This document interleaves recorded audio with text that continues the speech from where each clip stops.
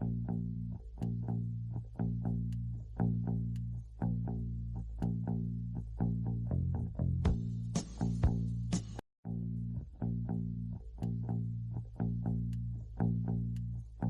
JJ Humphrey. We're back on Elephant in the Room, where we like to discuss what other people won't talk about.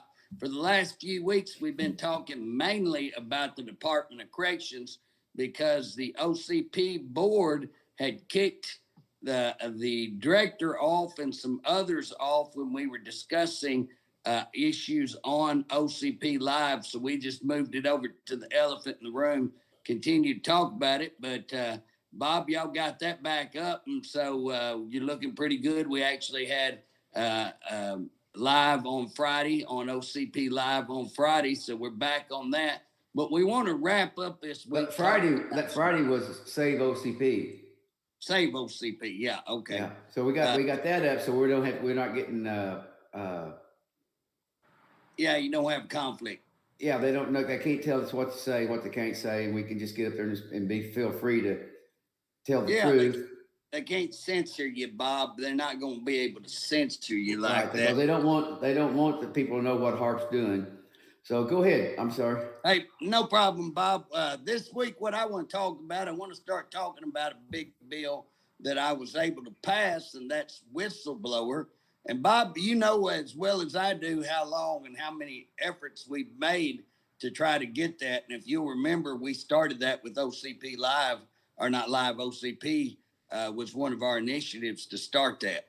That's about, I think it's either 3 or 4 years ago we first started it, and we worked on it, had looked at other states and see how they had theirs. But you know, the important thing about that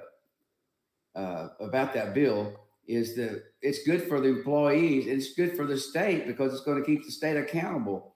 But yet some of the state agencies are not in favor of it because it can get them in trouble. But it's just if there's some money being missing or something being misspent or something being wrong. It shows an important part in any business, especially state business. Is very important. And most states, as far as I know, every state but us has a decent whistleblower bill. Well, Bob, and it holds administrations accountable, and that's why they don't like it. Is because if you actually put a whistleblower in that has teeth in it, they're not going to be able just to punish, override people, run over people, bully people.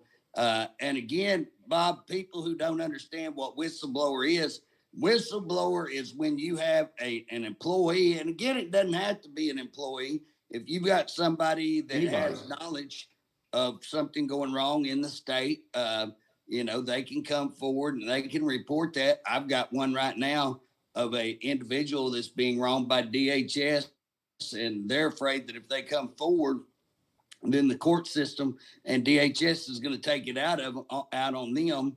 And I would say that's a real fear, that they have a legitimate fear.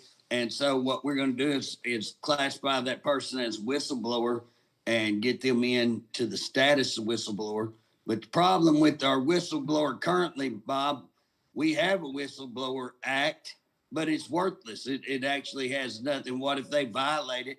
What are you going to do? Well, it's a good bill, except it's like anything else. If they put up a sign out here on the highway and it says 55 miles an hour is the limit, and you're going 75 miles an hour, and they pull you over, they don't do anything about it because there's no penalty.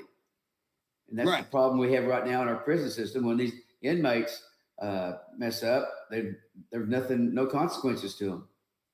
Well, Bob, I really got big time involved when we had a psychologist from the Department of Corrections bring a lot of materials. I mean, a lot of materials. She didn't just come and say, "I say so." She had everything. Right. She had everything documented. Me and her put together a huge packet. She had actually filed properly through the state for whistleblower status.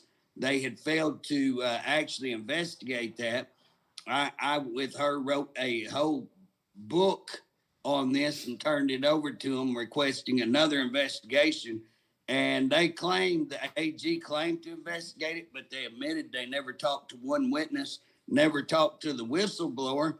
I don't know how you investigate a whistleblower act, or a violation without even talking to the whistleblower or any of the witnesses. Well, obviously they didn't investigate it. Obviously, Bob, and so that's why we've wanted to file this bill. I got this bill 3 or 4 years ago. Stan Ward helped me write the first one, and I got it in to the Judicial Committee and couldn't get it heard. Managed to slip it out into another bill into one of my committee, the committee that I have. Got it back over there, got it heard, got it on the floor. Was told I was going to get to run it, and then while I was up running that bill, the chairman of Judicial got up and went over to the floor leader, and they killed that, tabled it right there. I tried to bring it back the next year, couldn't get it done. Got back with Stan and wrote this much simpler, kind of about a page and a half bill that just says that we identify who is a whistleblower. And we basically say that if administrative people in any agency goes after a whistleblower and it can be proved that they intentionally did that to cover up their wrongdoings, then it would be a misdemeanor criminal charge, would have a large fine, and also could result in civil liability. So they could be sued civilly. So it is a really good bill, but Bob, it's going to be hard to get by. It's going to be hard. We got it out of the House. Now we got to get it heard in the Senate. Right. And then I don't know if the governor signs that or not when it goes to him, I think it'd be embarrassing if he didn't sign it, because it's good for the state. And, that's the problem with it, is it's good for the state employees. It's good for the state to save state money, because most of the time when you do a whistleblower, it's about money. Like that went on that with that barbecue place, whatever, wasn't that? What was it? Yeah. When they went on with that, but most times in the whistleblower, it has to do with the financial part as you look across the states and see what they've done. So it's a great bill. It's a great bill for the state. I mean, it's absolutely an awesome bill for the state. But yet, as we very well know, DOC doesn't want to be transparent, and so they're going to fight it. They're going to go there and get somebody to try to kill it for them. Well, Bob, and again, here's still what people need to understand.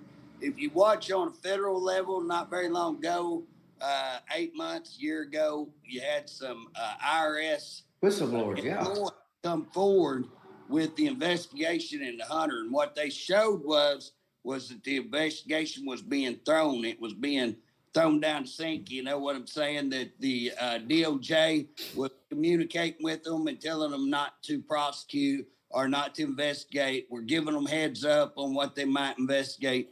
And these whistleblowers came forward. And again, I want to look at some of the things that have opened up and why they're looking into Joe Biden and the crime family and all of the stuff. It's these whistleblowers that started that. Just like that Swadley barbecue thing, Bob, you mentioned right there. Guess what? It was a whistleblower. It's somebody that worked in that system that come forward and said, hey, this is not right. I know the individual they contacted. That individual contacted on up the chain, and then it broke. And so, hey, JJ, on that deal, could the barbecue company, what was the name of it? Swadley's. I don't know that. I eat there. Swadley's. Could they do that all on their own? Oh, Bob, I did an interview with the news. They asked me what I thought about the indictments. Oh. I was on that investigative team, Bob, and I can tell you right now, there's no way those three individuals did all of that. They couldn't write the contracts. Contracts had to be wrote by tourism, and contracts were wrote by tourism, and they were wrote really, in a shameful way that anybody could see was set for favoritism and corrupt. And again, my understanding was that we had a lot of POs that were sent in, turned around, and were told, hey, these need to be changed to cover all the stuff that was going under the table. So my thing is that, Bob, there's no way when the news interviewed me, they asked me if I was surprised by the indictments. I said, no, I'm not surprised by the indictments. What I'm surprised is that there's no more indictments. Where are all the indictments from the state side? Where's all the indictments on that? Okay. Okay. I didn't know that. I just read a little bit. But go back to your whistleblower bill that we worked on, started out. But we actually started that before the whistleblower for the incident of the rapes that going on there at Eddie Warrior. Yeah, Bob, we've had several situations to where people came forward and they were, targeted, retaliated against. Bob, in that rape allegation hearing that we had, how many letters did we have showing tremendous wrongdoing that people would not come forward, that we had to do as confidential because we couldn't get people? They wanted to come forward. They wanted to verify all this information was true, but they wouldn't come forward and put their name because they were scared of retaliation. And again, if we're going to, Bob, it's not just DLC. We've got, remember right there the year that you left up there at the Capitol, I think we'd lost 32 million in Right. the health department, and later after we took it away from off of the county commissioners, and That was when I was there then. yeah, then they turn around and say, oh, well, this money's been over here a whole time. Now, Yeah. how can you have that? And then you turn around and the AG, who didn't pursue that, ends up is having an affair with the head person over there in that same department. Again, where's any of the investigations in that? It's just like, okay, move on, nothing to see here. Yeah, there was quite a bit to see, just like Swadley's. I'll move on. Let's just get these three guys. Let's move on. Whether you look at Epic, here's another situation where the prior superintendent obviously had to be involved in a bunch of that. I mean, I don't see how she would not be involved. Definitely looks like she should be investigated. Again, to my knowledge, I turned them in stuff to where she closed the school illegally and then tried to have Epic go down there and buy it. So, again, I turned that over, but you can see why it's not one agency. It's every agency. We need to be able to have employees who see wrongdoing. Bob, I got another agency right now. In fact, if you'll remember, I was going to meet a person in your house to get a bunch of information last year, and they just got scared and wouldn't come forward because they were scared that it would cost them a job. So it's a really, really important bill. It's a bill that's been kept from being heard for, like we say, 3 years. We've improved it every time we've turned around. I think it is real good right now. And, we've got it through the House, which is a huge step. Gets farther than we've ever been able to get it. Who's the Senate author? Bullard? David Bullard. Bullard is the Senate author. And I mean, he's more than capable. No question about that. The Senate's all tore up over there over the elections on pro tem. And so, again, it's just going to be interesting how they react to something like that over there. Bob, hey, something else I want to talk about, and I know that you're aware of how the place operates up there, but one of the things that I had, and it's funny because one of your relatives told me that they were doing business with a foreign entity, and that foreign entity told them they were trying to get a person on every major university board. And so I ran a bill that just simply said, in order to serve on a university board or any other school board, you have to be a U.S. citizen. Now, common sense. That's just common sense. Yeah.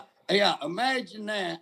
Why would you go against making certain that people who serve on our university boards at OU and OSU, Southeastern, East Central, that you'd want them to be American citizens? Now, I had that bill ready to go, couldn't get a hearing on it. That's what, Bob, those are the things that people need to understand is what's going on up there and how many, just a handful of people who control what they want. If they get mad at you, they're not going to hear your bills. If you draw a little heat, I get a little heat all the time. just because I fire up the Democrats and I fire everybody up. So it's not uncommon for me to get a little heat. I think you had the same problem when you were there, Bob.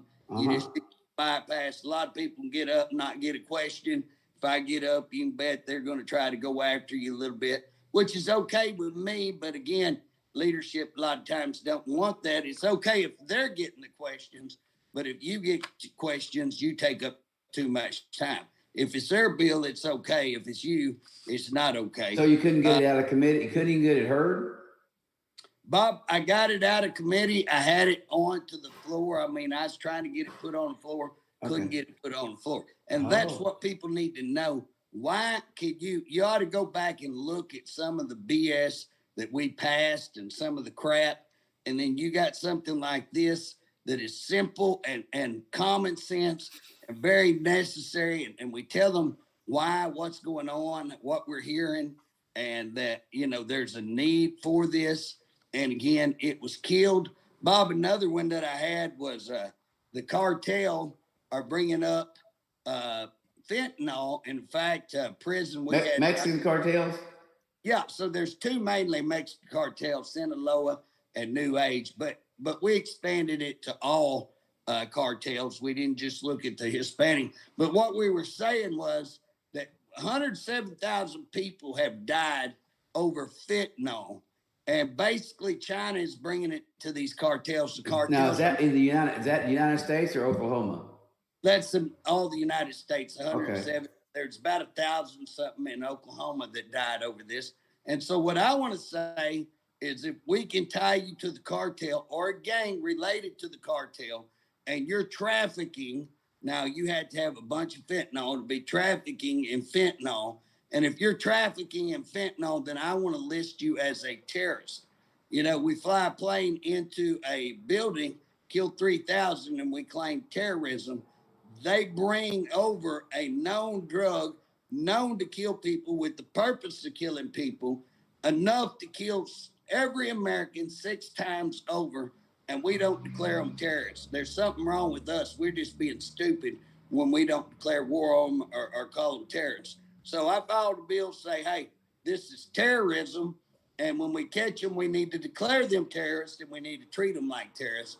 Couldn't get that bill heard.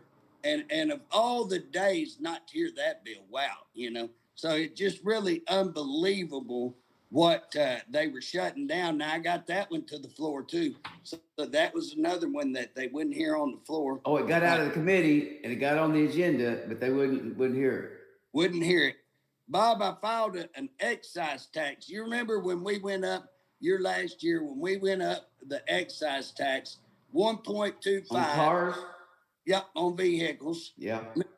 Am I not mistaken? Did they say when we got better, when our economy got better? Absolutely. They said as soon as our economy gets better, we're going to take this off. That was their word for it, for them to get our votes. They agreed to do that. Bob, this is the second or third time I've filed this bill. This year couldn't even get a hearing in committee. Our finance committee would not hear that bill at all. Now, you tell me, with all the hoopla of all the taxes we're cutting, and this one would be one of the most significant taxes that we could apply. And again, we told people when we run it that when we got in better shape, we'd take it off. Yep. And again, here we are. We're in a lot better shape. We're cutting taxes, but we don't want to cut a tax that would really help people and would really be. Well, that would be a big deal if you're buying a used car or a new car. It could be up to $2,000 or $3,000. Oh, absolutely. Hey, here's the deal. Even a used car, you're going to talk about $500-$600. Remember that girl that got out of prison that worked in the beauty shop there? Mm-hmm. She said that she didn't know that she had to pay that. She had some money saved to buy this car, and she bought the car, but she couldn't drive it because she didn't have the money to pay for the tax. I think it was $1,500. Yeah, it's $1,400 or $1,500, Bob, and she didn't even aware that there was that out there. And then, bam, here it came. And again, like I say, you go out and you're using all your savings to try to buy a car, and you're trying to get in that. And if you're young, or like in her, she's been in prison, she didn't have credit, was a big deal. Trying to get the whole loan, big deal, high interest rate. all of that, and then bam, you're faced with this massive $1,400 bill that nobody told you about.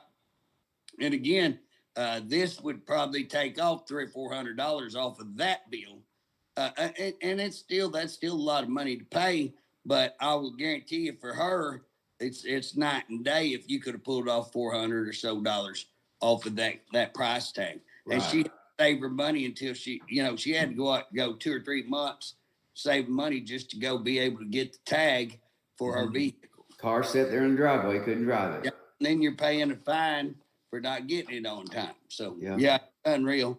Well, Bob, another bill that you're going to know we needed, and again, boy, this one made me extremely mad because it got put in public safety. But I filed a bill that says that elected officials can show up at any time.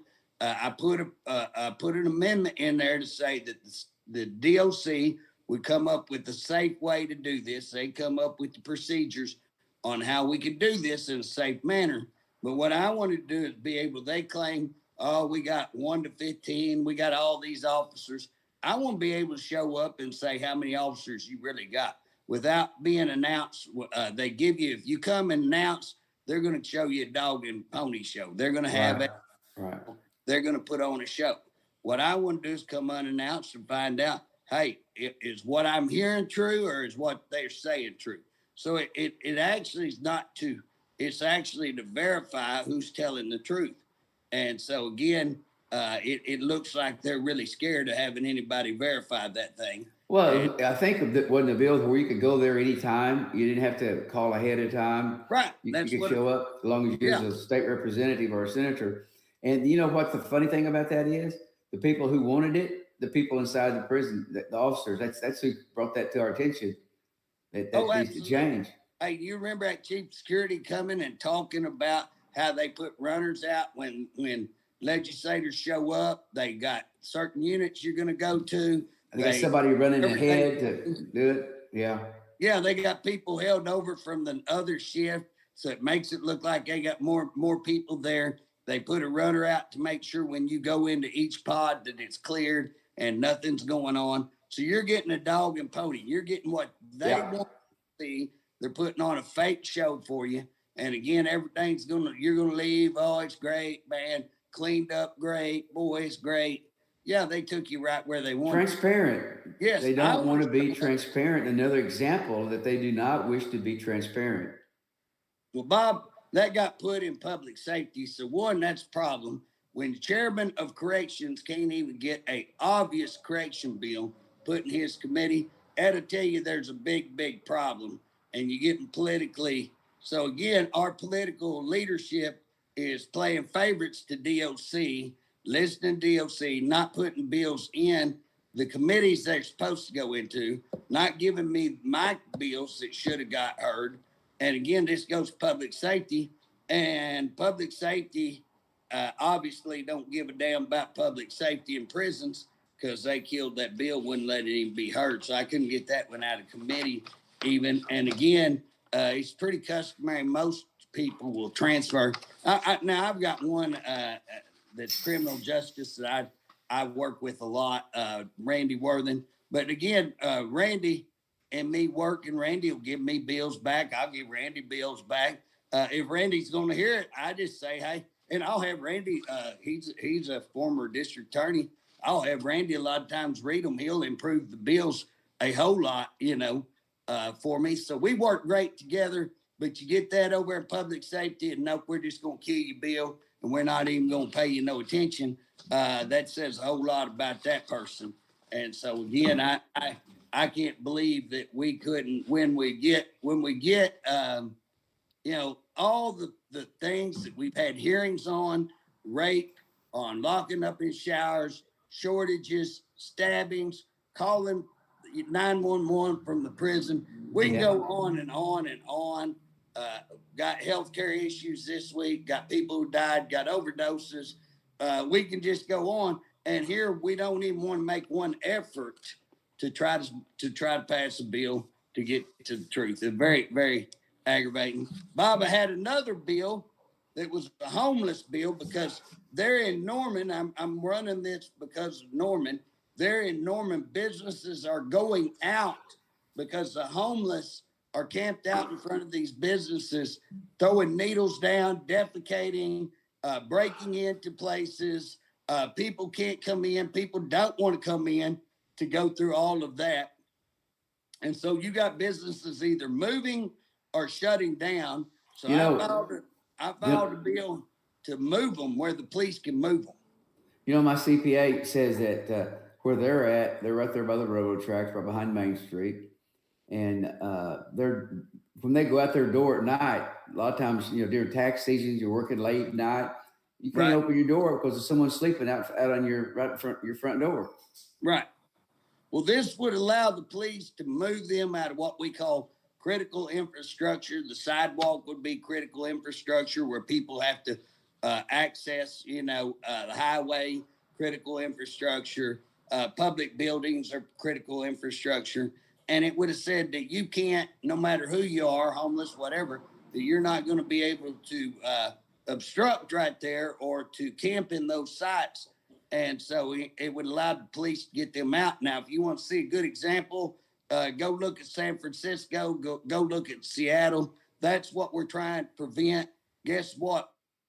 We could not get that. I got that to the floor. That's another bill that I was talking about. Old Randy Worthen had in his committee. He offered to put it in my committee. I asked him to he ran it for me. He rewrote it for me and made it even better, named off some places that we'd left out, made it better, got it passed out of his committee, couldn't get it heard on the floor. And again, it looks like one of the leadership may have kind of wrangled that bill and got another bill similar to it. But here's what happens if leadership gets a bill and tries to run it, they'll bastardize it. It'll be worthless half the time. And so, again, we're trying to create a bill that actually gets some teeth and actually lets law enforcement remove people who are camping out and blocking or causing issues in critical infrastructure. How in the world you can't get that heard, I don't know. Bob, I had another little funny bill that made worldwide news on furries. And what I was trying to do is say that, we're not going to allow people who dress up like animals to go to schools and ruin these schools. Bob, I put in something there that said, if parents won't come pick them up, then we'll call animal control. That's what kind of made worldwide news. But here's what's funny, Bob. About 2 days, people were calling me crazy. But after 2 days, when people found out, hey, old Humphrey may not be crazy, this is actually going on. I was one of those guys. I'd never heard of that before. Oh, everybody was like, JJ, you've lost your mind. Until I went to that convention. Next thing you know, boy, here comes all the news. You and furries are absolutely, JJ's against us. JJ don't love us, won't call animal control. But people started going, hey, this is the real deal. This is actually going on. Bob, since then, I have gotten more support, more people calling. Why is that bill not heard? They wouldn't even give it a hearing in committee. I couldn't even get it off the ground. That will tell you, again, what is going on that a handful of people can set up there and decide what bills do get heard, what bills don't get heard, and stop good legislation. Again, if they'd get out and check, if they come down and looked at my emails, everybody thinks, boy, I got a lot of hate mail on that. I did get some hate mail on that. But I can tell you this, I got a lot more friendly mail, and I got a lot of people calling in and saying what was happening to their kids and how their kids were being treated because they didn't treat the furries right, or they laughed at the furry, or they, barked at the furry, whatever. And so, again, that one did get heard. And the last one, Bob, I've been trying to get a data system for all criminal justice across the state. Right. So everybody's on the same page. Yeah. Yeah, Bob, we got people who are saying, man, 780 is great. We're doing great. And we've dropped the criminal, rate down. Oh, we're just doing great. Well, Bob, here's what's funny. At the same time that we got 780, we got a little deal called McGirt. Yeah. And McGirt has pulled off easily 15% of the cases on the eastern side of the state. So all of the cases that were going to state court these felony cases, misdemeanor cases, now come off and they go to tribal court or they go to federal court. Now, if that's 15%, I'd say it's higher, but nobody knows because we don't have any data. Now, we're talking about the eastern part of the state where you live. There's a lot of crime going on where you live. Oh, absolutely. That is moved. I just got off the phone a minute ago with a person who somebody threatened to kill, and they can't get nobody to work it because it's a McGirt issue. And so, anyways, it pulls all these crimes off. So how many crimes have we lost over here to that? 780 took and reduced felonies down to misdemeanors. So we got all of these crimes coming off. With all of those crimes coming off, Bob, what do you think is happening to our prison population? Is it going up or going down? Going up. So our prison population is going up. With all these cases being pulled off, anybody thinks that's success? Hey, I got some oceanfront property with the Golden Gate down here in Lane, Oklahoma. I'll throw it in for free. You know what I'm saying? Guess what? When you're pulling all of that off and your cases are going up in prison, you are failing with a big fat F.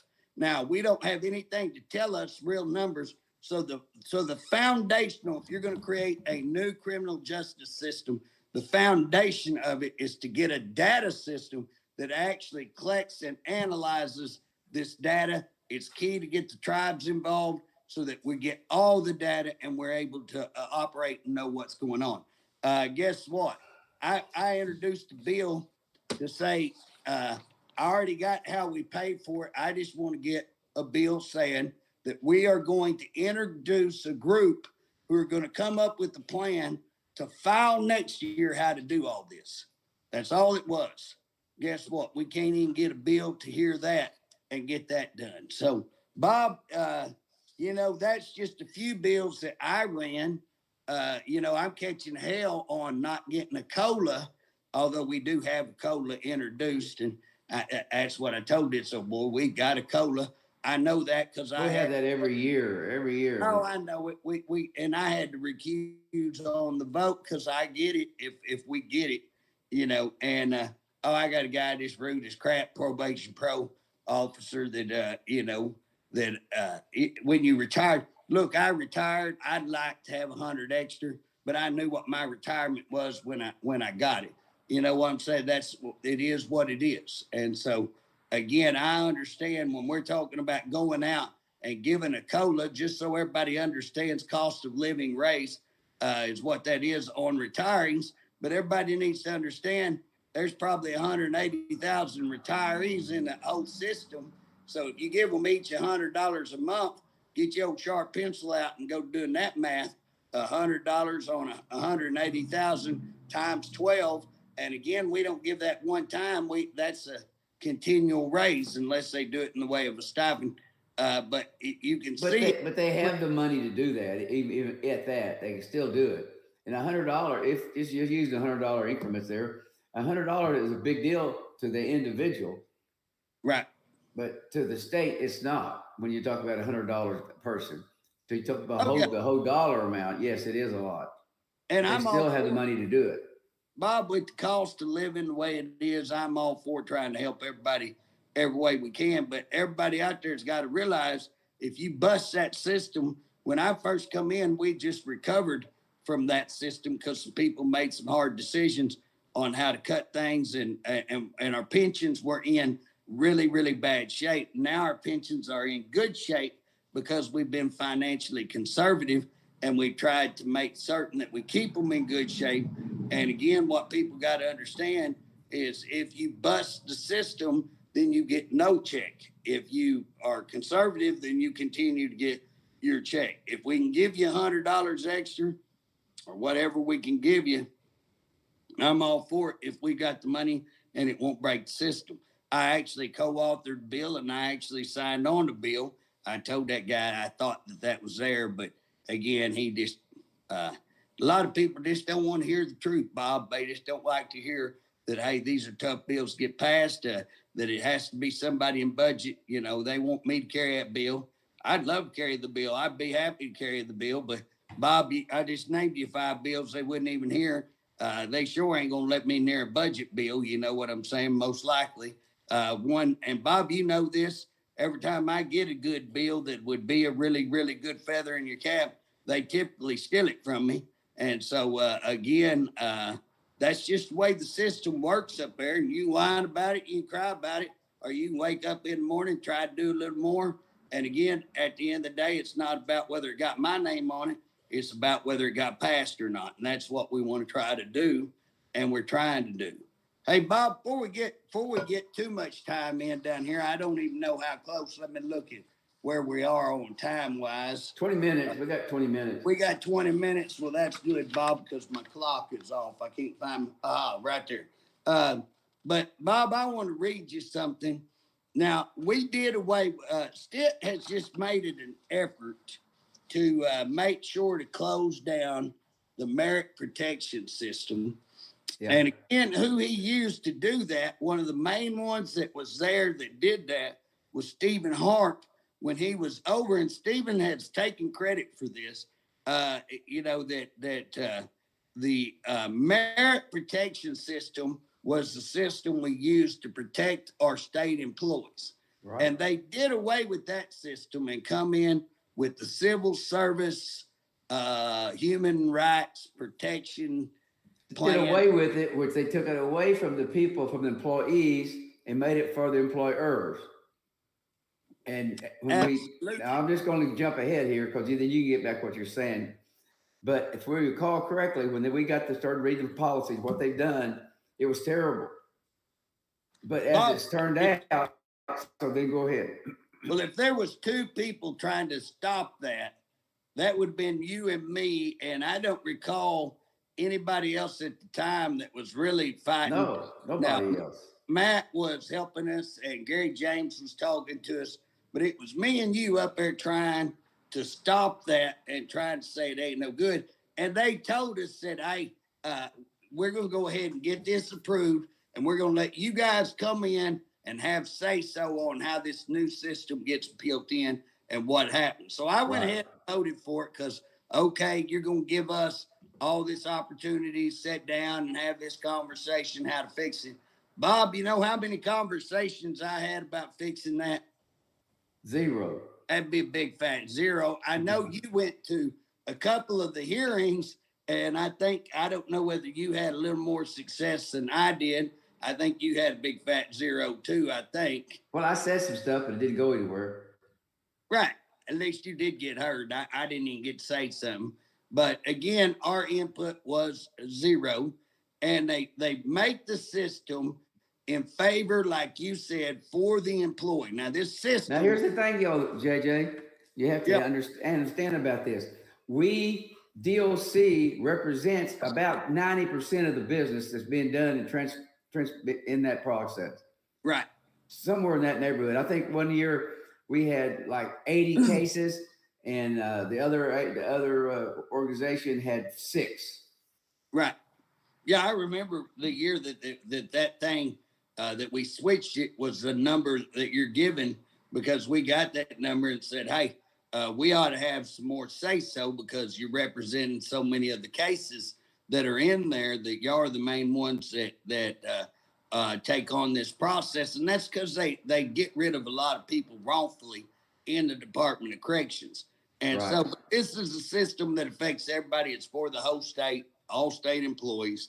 And we were fighting to make sure that it remained a fair process.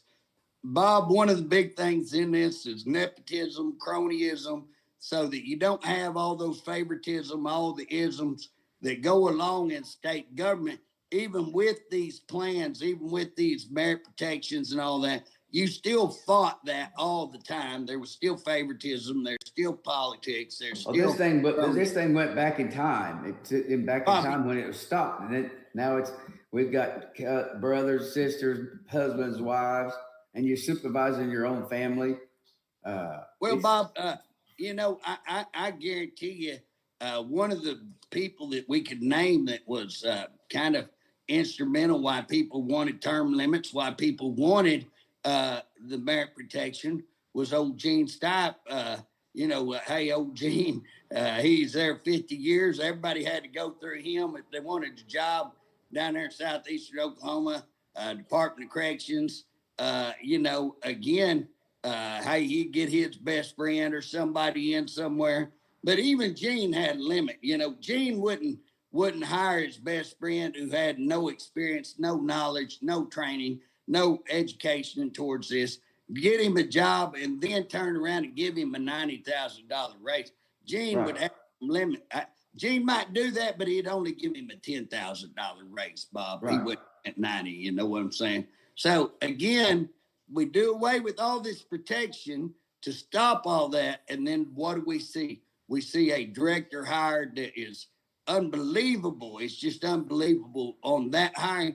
But then guess what? We see that director firing qualified long-term employees for no reason. Now he's got a lawsuit on about 9 of those that's going to cost state millions and millions of dollars, I suspect. And then you turn around and he's getting rid of those people, and he's bringing in people with absolutely zero experience, same as him, bringing in people zero experience, putting them in key positions and paying them astronomical bills. It's unbelievable what you see in that. But Bob, this week, I think that the court system actually put it on. So we need to make people aware. They started paying attention, and I was surprised. I was very surprised at how obvious this is, and they were looking at it. And go ahead. No, Bob, go ahead. They were looking at it, and the judge even pointed it out to the lawyer of DLC that you're the only agency in the state that keeps appealing and appealing and appealing. So what they're doing, they appeal every single bill, no matter how easy it is, not bill, but every single person, they appeal it because we win it. We won 19 out of 20 cases. But they appeal it, and they keep appealing. What's it do when you appeal it? You're buying more time. You're trying to get that person to quit, and it costs you more money. That's like our whistleblower, Dr. Lewis. So Dr. Lewis files all this timely, files it right. They fire her. Now, they come back and say, oh, she didn't do any of this until after we fired her. Right. That's a lie. We got all the documents to show that's a smooth up lie. They go to court, and the court says, you didn't have any reason to fire her. They tell DOC, y'all had absolutely no reason, all made up. Okay? They did have it made up. They made a whole bunch of rinky-dink stuff up. They made it up. It come out in there that they made it up. But here's the other problem. Then they come back after the court says, well, you're going to have to hire her back. You're going to have to put her back to work. Then they come back and said, no, she's a 5. What did they call that? Level 5.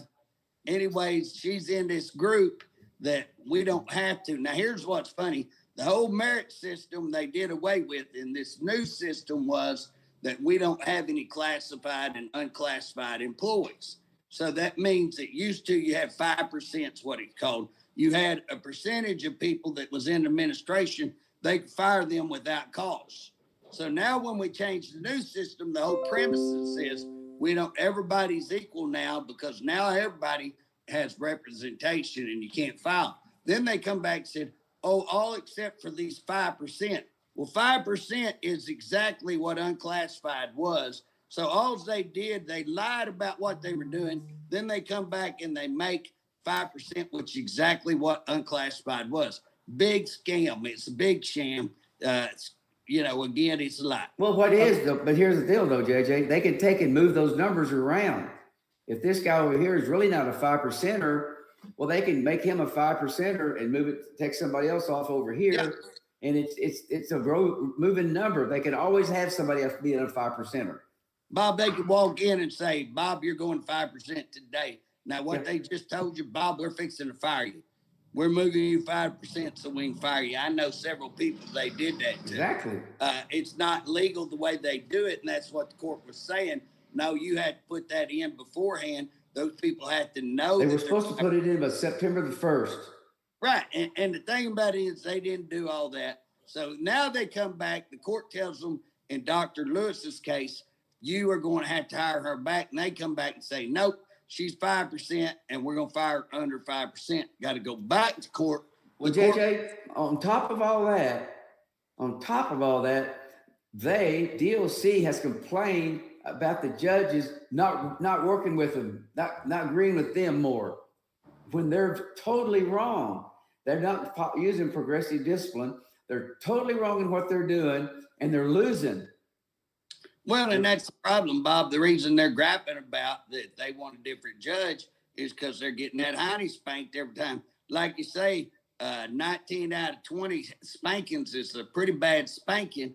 That don't look good on them, and that's what the court is saying. That's a raw number too. It may be more, it may be less, but it's the same difference. Yeah, but Bob, here's the bottom line.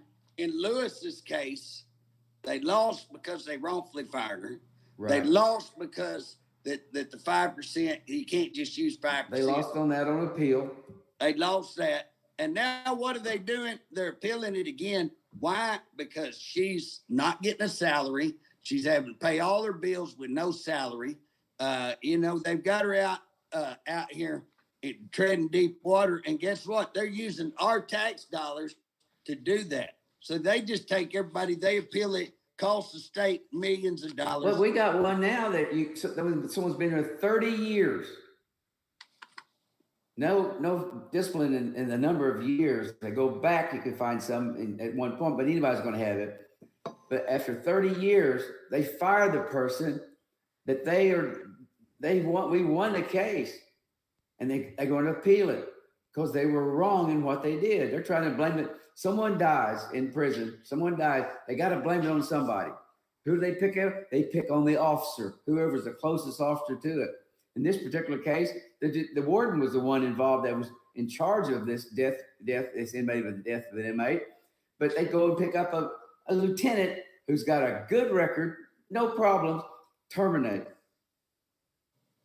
And they lose, flat out lose, and they appeal. That's what the attorney, the judge happened to notice. There's been a pattern here that you're doing this, you keep appealing, and nobody else in the state is doing this. Basically, we, the DOC, OCP, are the ones in charge of all this. We fought them for 3 years. OCP fought them on the teachers' pay raise, and we won. We won it, and they won it on appeal. And they still, but who's paying for this? It's costing the state money. It's costing us money. But you know what? They don't care because it's their money. But this shows you, now you can tell me if I'm wrong, that with a pattern like this, they don't really give a flip about the employee. They don't care about the employee. Well, Bob, they're showing up without witnesses. They don't want to bring in the witnesses. They're told to bring a witness in, and they don't bring the witness in. They're totally, scared to bring in witnesses. They know they've done wrong. Just like when we had that hearing and we asked for the people in charge, right. Y'all want to come clear your name and you want to show this is we're wrong, then bring the people who are doing this. Guess what? When it was their turn to bring them, when they won, then they get out, they present nothing. We present mountains of evidence showing it's going on. They present nothing, and then they come out and go, oh, we were able to prove we didn't, we cleared our name. You ain't cleared your name. In fact, you look 10 times worse. Bob, JJ, when they can take a long-term employee that's got a good record, done a good job, give his life to DLC, when they can take that employee and do that to them, and anybody can tell me that Hart cares about the employees of I got some land to say, that you can Bob, look a good piece of land. Up in Boca Chica, right on the ocean. Right. Look at what they did to Luke Pettigrew. How they treated him. We've had Lemons on here talking about, how he wanted to stay an extra 5 years and just couldn't stand to because they was having to violate policy after policy. I've talked to warden after deputy warden.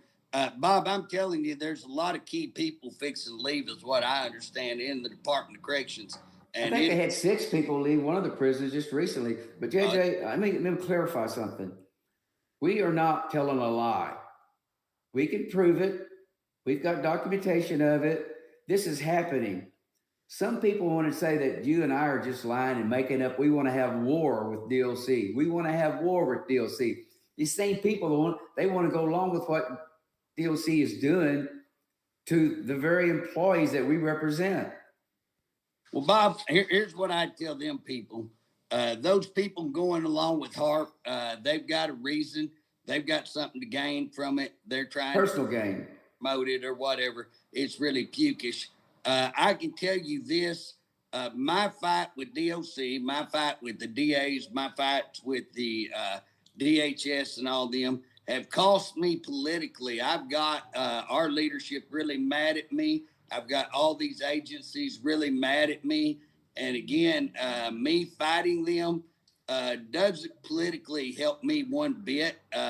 Now, outside of that Capitol building, outside of that Capitol bubble, and them. They love you. They love you, man. I've been with you. I see what it's like. Outside of that, I think people do like it. But I'm going to tell you, as far as Bob, you know, up there, I mean, you've seen what they've done with my bills. You've seen what they've done with the committee. We see what they did with me, you know. But I'm going to tell you something. They can fire me or whatever. I'm not stopping. You think that's going to stop me from continue bringing out and being for DOC to be more transparent? It's not going to stop. It may even get worse. Well, Bob, I think we're at a point where the truth is going to come out because you're seeing people leave. You're seeing inmate violations escalate. You're seeing assault on staff escalate. So we're going to see all that. We're bringing out stuff on DHS.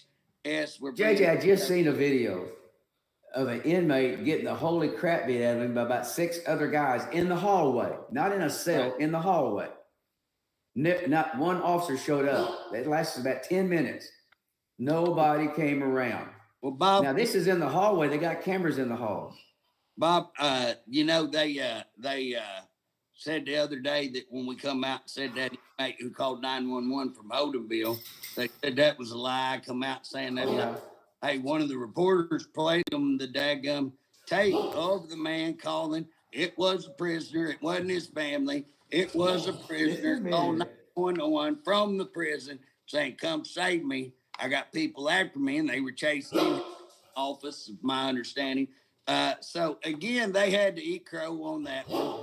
The shower. One of my dogs, he went and got the other dog. Now they're both in here. They want to go outside. I just told them to wait a little bit. Tell them they had to wait to go on a walk. You got 3 minutes, girls. Hey, Bob, we're getting close. I want to read this real quick before we get off the air. Okay. It says, at the current time, OCP Lawyers, which is, again, the organization you represent, has 8 active cases wherein he represented DOC employees who believed that they were wrong. I wrote that, matter of fact. I didn't know you had that.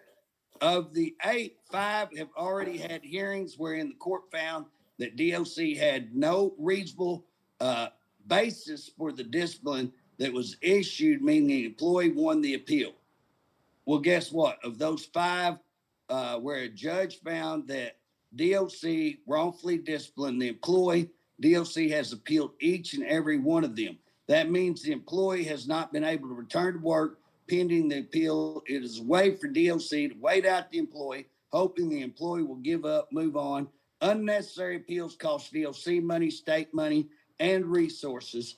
In a case that was just tried earlier this week for DOC lieutenant, the judge commented that DOC was the only state agency handling these disciplinary cases the way they're speaking on these issues. DOC is refusing to produce employees as witnesses. It is apparent DOC wants to make it as difficult as possible on the employees wanting to question discipline they receive from DOC. Despite orders to DOC telling them to put their employees back to work on 5 different occasions since March the 13th, they have refused to do so, appealing every judge's order. Now, Bob, again, that's problematic when you look at how shorthanded DOC is.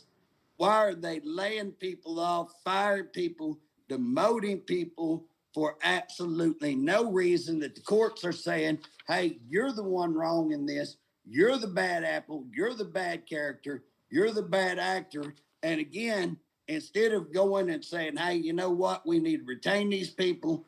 We need to start treating people right. Instead, they double down on their bad acting and appeal the cases. So well, it's interesting that someone not even associated really with them.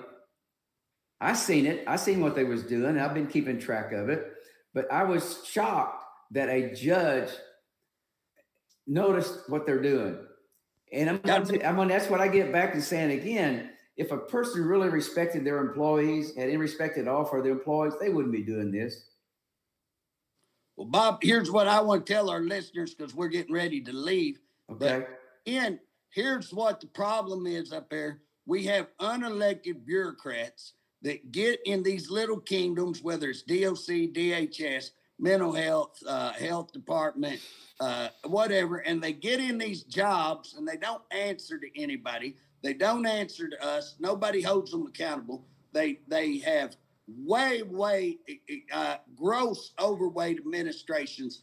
None of the money gets down to the actual service they're supposed to provide, whether that be the prisons, whether it be the communities or whatever. All of it stays up here on an administrative level, and they abuse. And again, Bob, DOC is probably one of the worst violators, but there's a lot of them out there violating the same thing. And if you call them out, you are the evil one and you're the wrong one. But Bob, I appreciate the work you do on calling DOC out. I'm going to continue working with you to call them out. We're going to call out other agencies, and we're getting ready. I want y'all to just get ready because we're going to start calling out our own state government and these state agencies. We are going to start. We had planned on doing that before. We had to take a little recess because we got kicked out of OCP, and we used this site to talk about because it's important. We got people being raped. We got people being murdered. We got disease. We're the state of Oklahoma. We have to be responsible for those inmates. But when we got guys coming into prison that wasn't on fentanyl, they got in prison to get on fentanyl. We have guys being beaten up by a number of people, and this is not just one isolated incident. This is numbers of them. Right. We're not keeping the people safe. But hey, I just want to say this: to tune in Friday at noon for Save OCP Facebook. Save OCP.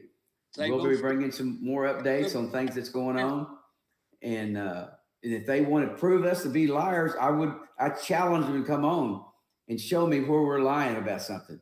I'd challenge them on that. I wish they would. I'd love to be there, and I'd love to be a part of that. Because we don't have to make things up with some of the crazy things they do.